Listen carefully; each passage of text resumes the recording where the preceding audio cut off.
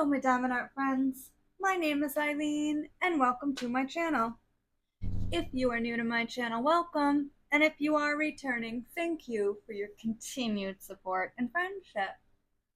For this video, I'm going to do my whip and chat, my weekly whip and chat. In this whip and chat, I am going to share some Aurora Borealis facts, or also known as the Northern Lights facts, that I found, and a couple articles about the Aurora Borealis. And I'm gonna post some pictures in my whip and chats as I go, so that you guys can see what I'm talking about. When it comes to the different shapes or formations the Aurora Borealis can take.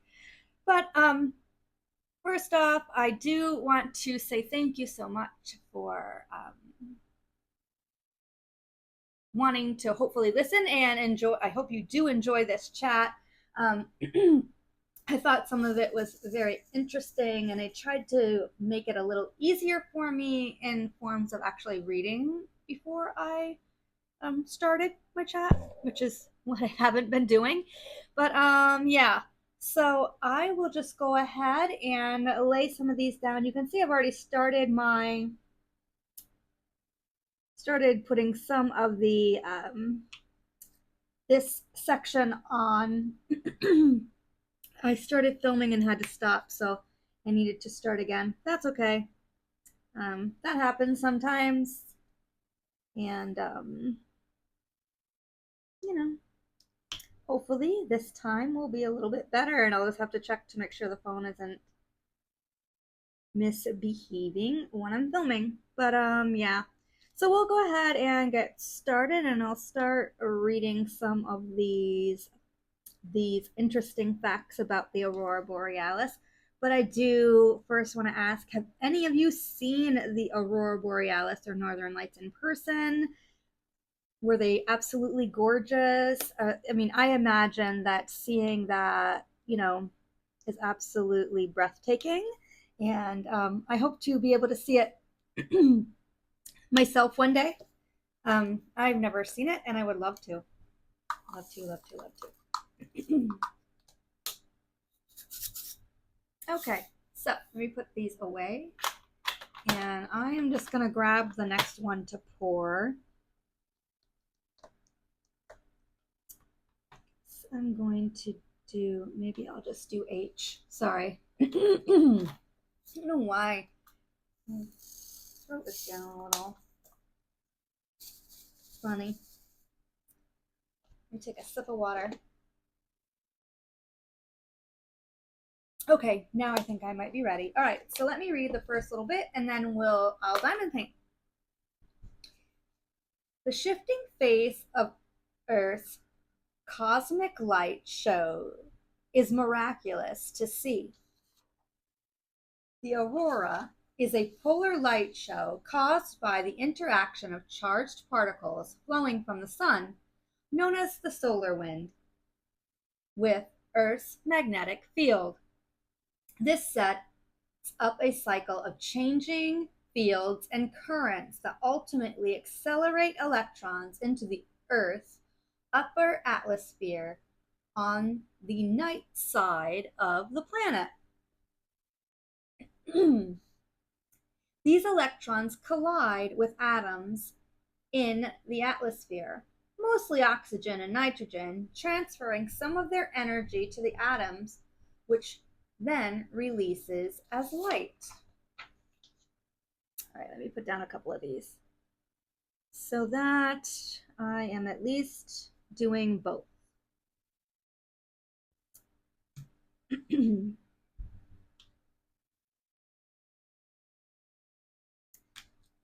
This atomic process happens to billions of atoms stretching up hundreds of kilometers into the atmosphere, which create the soft moving light of the aurora.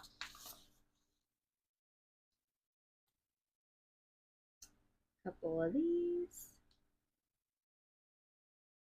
And I will show as I'm wrapping up the WIP and chat, the thumbnail, just so you guys can see why I think the Aurora Borealis kind of ties into this diamond painting, even though because I don't think I've shown it yet, like on my channel, but if you follow me on Facebook, I have shown it. But anyway, it doesn't matter. Okay, next part. The atoms within our atmosphere dictate the color of the aurora. When an electron hits an atmospheric atom, it transfers some of its energy over. This releases a flash of light, the color, or more technically, the frequency of which depends on how much energy it transfers over.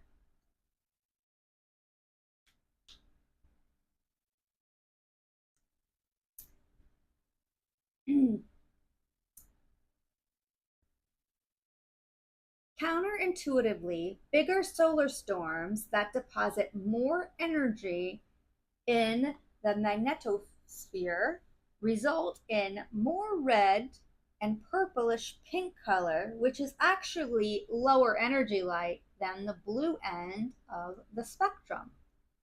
This is due to the changing air density in the atmosphere and the inexplicable change of the atomic physics. All right, let me put a couple more down. I'm actually not using alien putty in this like regular kind of tip. I'm not only because like I don't know if it would really work in there.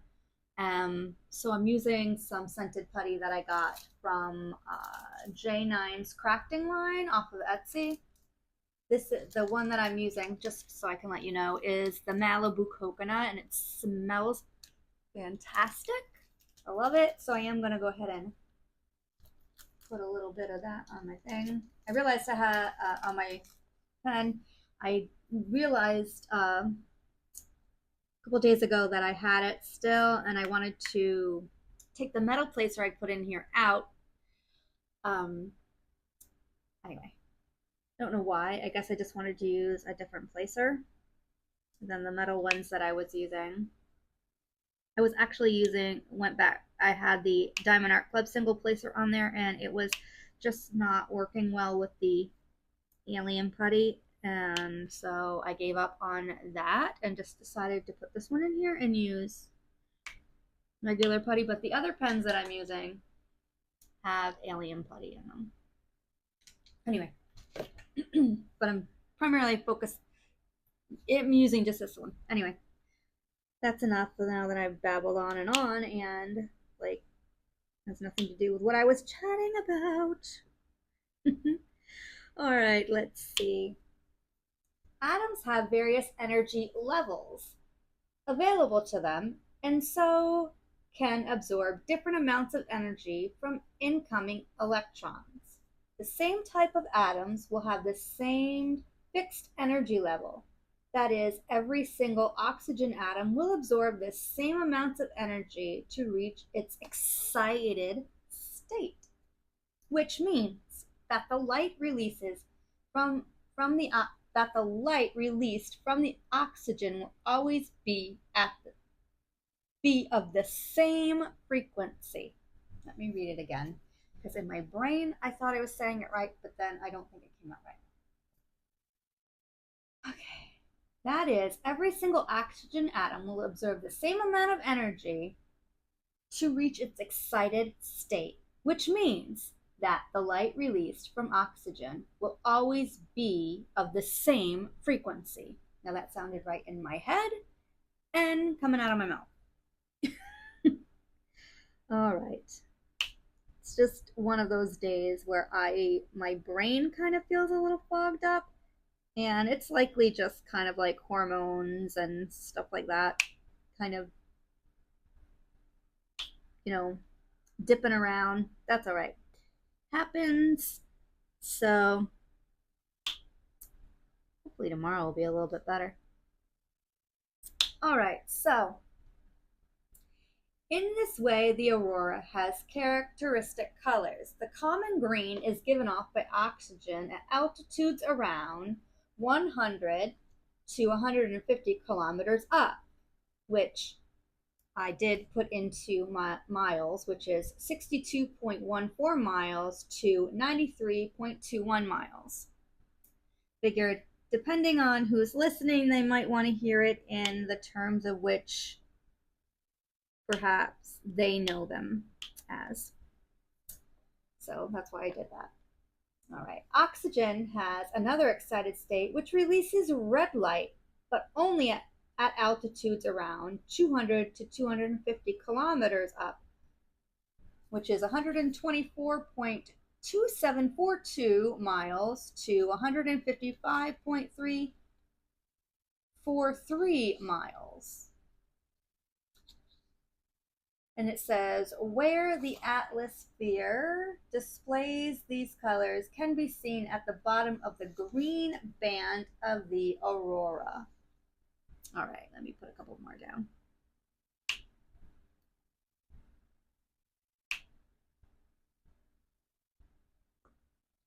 Okay.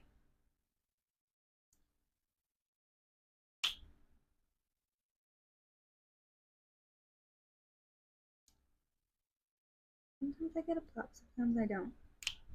It's all right. All right, so the aurora can take many shapes and forms. These are infinite variety in the twists, the depths, the rays, the colors, and the brightness. When scientists start making systemic observation, it made sense to classify the aurora they were seeing into various types and subtypes for ease of comparison. All right, let me just grab one of these. Couple of these, so I'm actually diamond painting while I'm talking. All right. The Norwegian mathematician and early auroral photographer Carl, and Carl's name is been cut off, so I can't tell you what Carl's last name is, but might have been that they had a photo there, which very well could be. So sorry guys about that. The aurora may be discrete, appearing as an arc or a band or diffuse like a patch of light or a veil across the sky, or it may be rays coming down. The aurora's condition defined as whether it was active, quiet, pulsating, or coronal. All right, let me put a couple more down.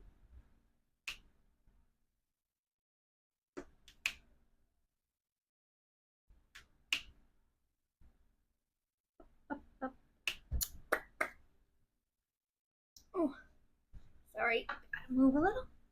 I just sit on my feet. I told you guys this before, and I have no idea why when I'm diamond painting, but then my feet start to hurt because I'm sitting on them. Anyway. Active displays have fairly fast, obvious movement, while quiet displays move only very gradually, like clouds drifting almost imperceptibly across the sky. Pulsating displays pulse in brightness, and the coronal displays burst directly overhead. Structure assessed the homogeneity of the form as it's smooth and regular or aligned with horizontal striations or vertical rays. Brightness was an index giving an estimation of the green oxygen emission. Color was split into classes indicating whether the aurora was dominated by red and green or blue and purple.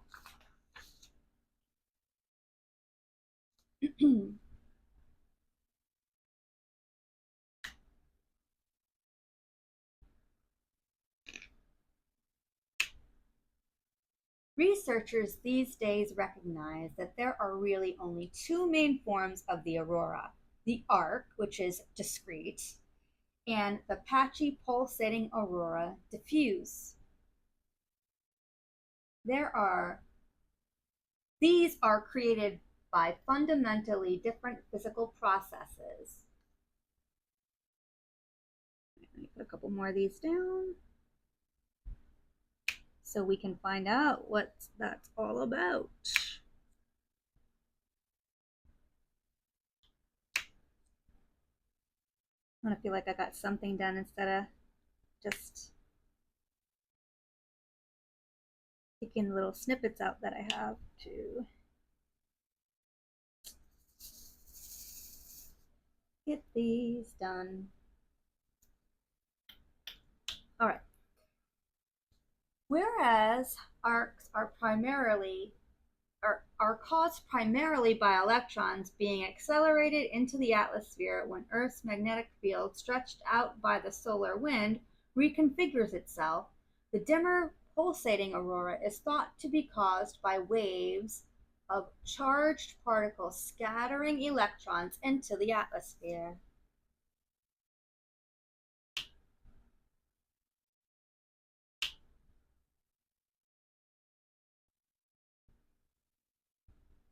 Conversely, several of the old style classifications are simply different ways of looking at the same thing. Imagine watching an auroral display. The type of aurora sees depends on where the activity is happening related to you. Mostly what you will see is an arc or band or a number of arcs. A single wide band viewed from underneath would look like an arched line in the sky. Multiple twists, rayed bands viewed from a distance look like curtains, but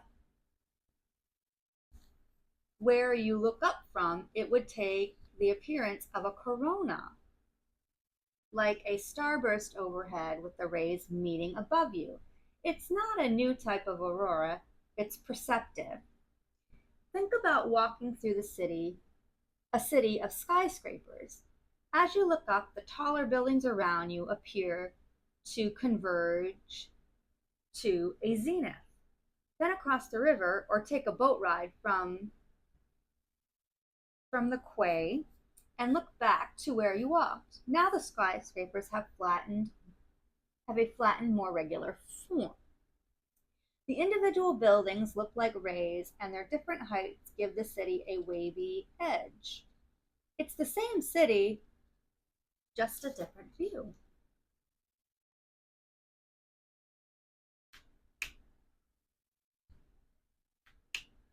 All right, let me pop some more H's down, and I'm all over the place. I'm not really doing anything. I should be doing like a checkerboard or something like that, but I started doing it that way and then I stopped.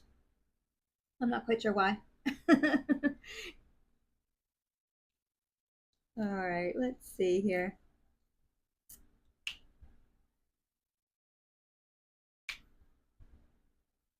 The shapes and structure of the aurora are not merely interesting and beautiful, they tell us about what is going on out in space. Intensity, color, and the auroral form are all important characteristics of the aurora for scientists.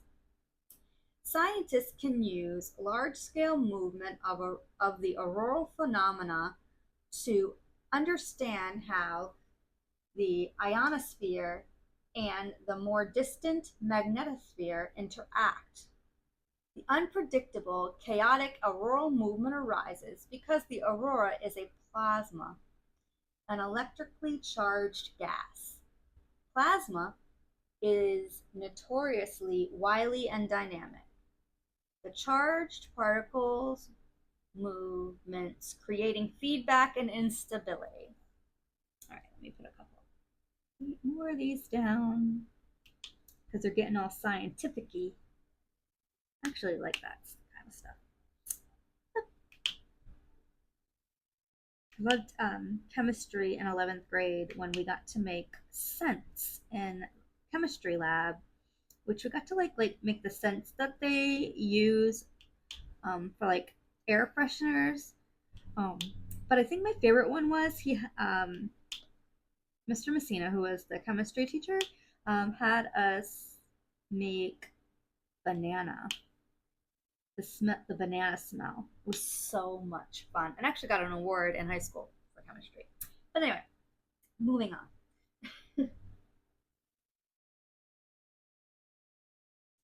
The unstable nature of plasma explains some of the erratic movements of the aurora, particularly during more energetic displays. Rayed structure is related to charged particles traveling down magnetic fields into the atmosphere.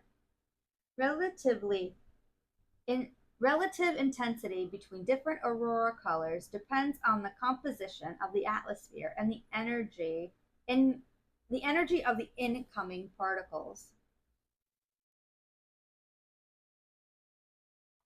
Now we're going to get into the different types of the aurora, which is where I will be inserting as I'm chatting the a photo of the different types of aurora so that you can understand or see the difference and have it be in color for you. Let's just diamond paint a little bit more.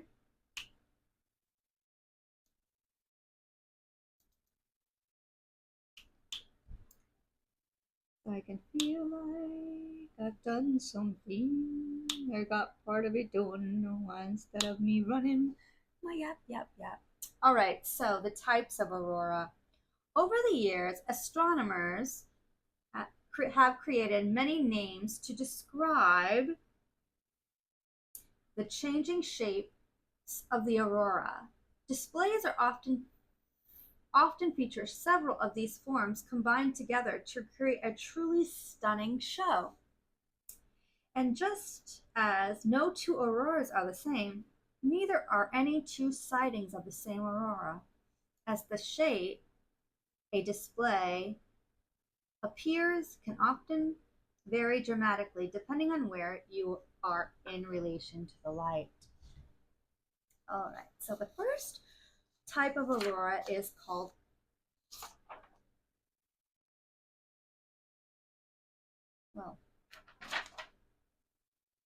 curtains, but I don't have that information. That's too bad. Let me look and see if I can find it in the other article that I found, because I had it in a couple places. Oh, here we go. I know I had a couple articles, so let me find the curtains one, and at least you guys can know. So curtains, there are many shapes of the aurora borealis. One of them is curtains. Curtains are the most common shape of which have a wavy appearance. So right here, I will have a picture of curtains. The curtains type of aurora borealis.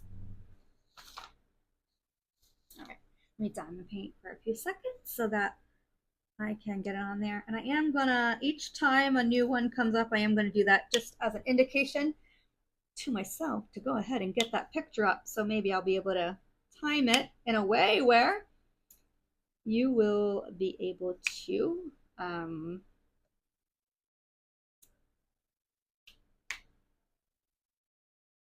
all right, so the next type of aurora is called arc. So I'm going to have that picture right here. An arc is defined as a simple curve of light with a smooth lower border.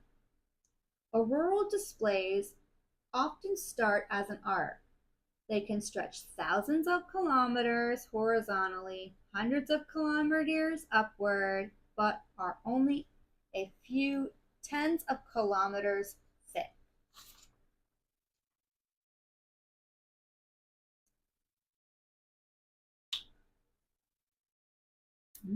Okay, one more down, and we'll go to the next one.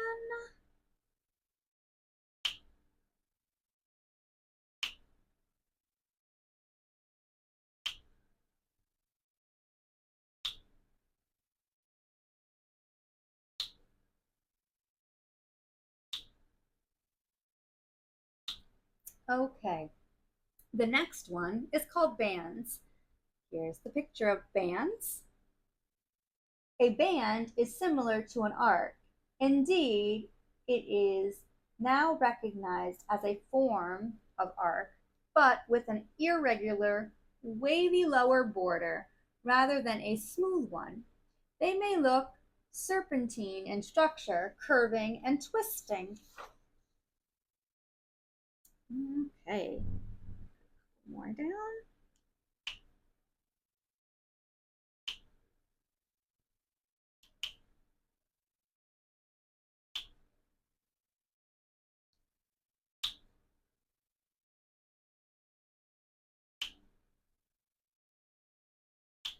Rays are our next form. Rays are shafts of luminosity coming down from above, or they are sometimes described as pillars of light stretching upwards. Rayed structures can also be seen in the other auroral forms, such as striations seen in an arc or band. When the aurora is more active, these rays can appear to move or pulse in the band.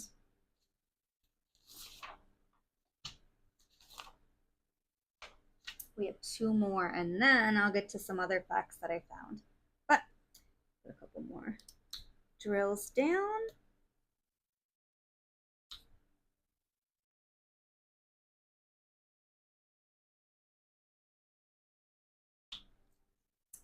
Now, coronae, named after a crown. Coronae are multiple rays converging to the zenith above the viewers, appearing as a large starburst type formation overhead. The corona is widely considered to be the most impressive type of aurora, and they occur during strong overhead activity. Okay, that one. And then we have one more form that I found in this article, and then I'm gonna look at a couple other ones that I found and give you some information I found in there as well. But let's do one more. Okay, patches. Patches are regions of diffuse and less concentrated glow that appears in blobs and may pulse in brightness. Patchy pulsating aurora is much dimmer and less common than the arc forms of aurora, and the generation mechanism is different. Electrons are scattered into the atmosphere by a plasma wave called a whistler. All right, so that is the information from that article, but I did have to go to the other one and, pull up curtains since I couldn't find it. But I have some interesting facts about, when the aurora borealis is first documented in history or of the world. I thought would be interesting as well to kind of know, when people say it was documented. What happened in China? Even though the first recorded aurora borealis was in 567 BC, the phenomenon has occurred many centuries before identification, which once appeared in China in the year 193 BC. Doesn't really say what, but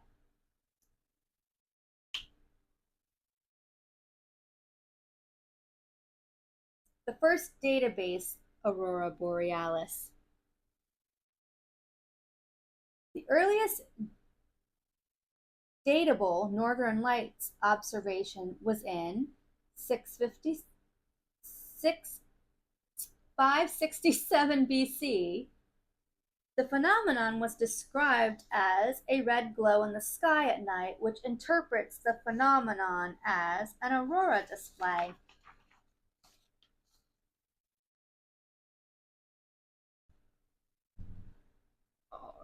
let me just get to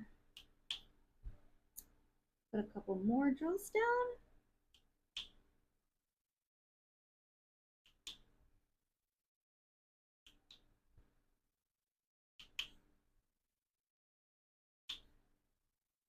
All right, so the northern lights do make a sound. According to a study from a Finnish researcher, the colorful displays of the northern lights produce a crackling sound which relates to the electromagnetic resonance of the earth.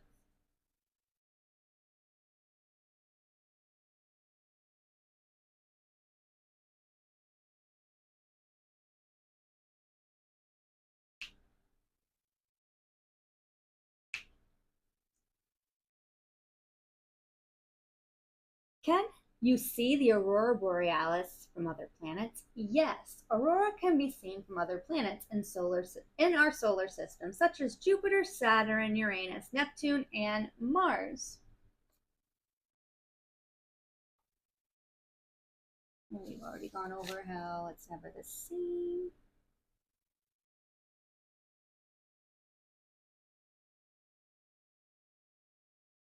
Okay, the colors of the aurora borealis always change.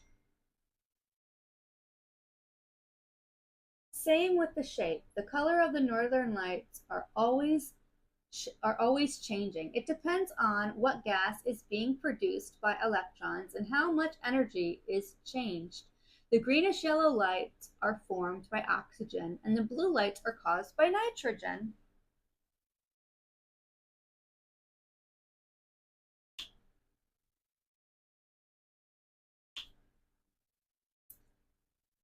One more.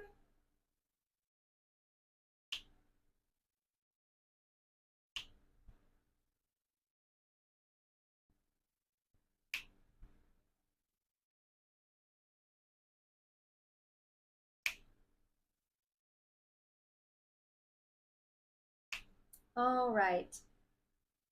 Red northern lights are very rare to see, but possible. Red lights are often only produced at the 200 to 300 kilometer in the atmosphere, but we can see them when the aurora strength is exceptionally strong. And that's the shapes. Okay.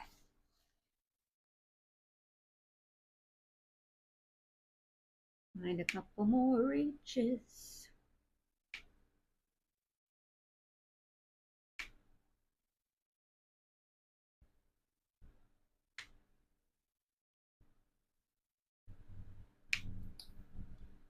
The northern lights solar particles move 7 million miles per hour, which takes 1 to 5 days to reach the Earth, depending on the solar wind speed. The word Northern Lights starts with N in any Nordic languages except in Finnish. It starts with an R. And I'm going to try to say it, but I'm sure I'm going to say it wrong. And the word is Revoltolut. Revontolut. All right, well, I tried. I don't speak that, so I can't even say, like, well, I'm going to get a little off topic. There's a lady at work. She is at my Sunday job. She's 100, and she laughs at me. She speaks Spanish, but she also speaks English, and she laughs at me when I try to say stuff to her in Spanish. I mean, I try, so I think she, thinks A for effort, but like is not impressed with my skills of learning to speak Espanol. I try though. So what can you do? Okay. You have to be patient. Catching the northern lights requires a lot of patience. The average visibility is between 5 p.m. to 4 a.m. for each location. You surely don't want to wait up all night. This is why we why we have the feature where the app will send you to the Northern Lights alert through your Northern Lights app once the sunstorm is active and where someone spotted the aurora. Well, like I said, I don't think I could have ever seen it down here in Florida. Maybe, but I've never heard of that. And I would think that if it was something that you could see, the meteorologist that I like to listen to locally would have mentioned it, because he would take me as someone who would definitely want to see something like that and want us to see it as well. Um, yeah, he's always telling us about interesting things. Anyway, I like that. All right. In Japanese culture, people believe that children who were born underneath the aurora will be blessed with good looks, intelligence, and success.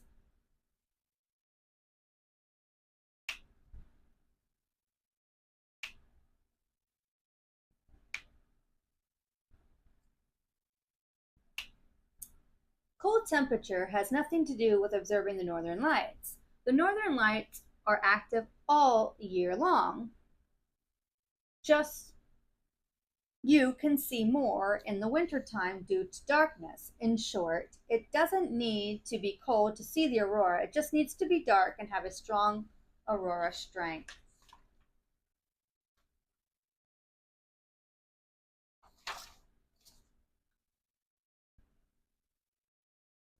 And it just said, is the northern lights dangerous? It's not harmful to humans or animals, but it is it infrastructure and technologies. It is to infrastructure and technologies because they emit electromagnetic radiation of a crash between high energetic solar particles and the atmosphere, meaning we can watch the aurora as much as we want to. All right, and then see if I have any more information. The northern lights never switch off. They are produced by active relationship between the earth and the sun. March and September are when the auroras are slightly enhanced due to the strange phenomenon known as the equinoctial effect. The lights are slightly enhanced around the equinoxes in March and September. It's all due to the angle between the Earth's magnetic poles and the solar winds.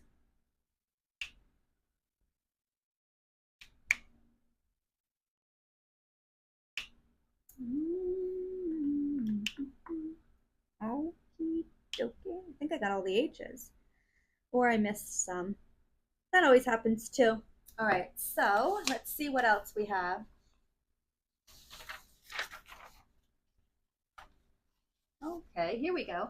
Northern lights don't always happen north of the equator. In 1770, James Cook, captain of the HMS Endeavour, witnessed one of the largest auroral displays in recorded history from Timor Island in Indonesia, 9 degrees south of the equator.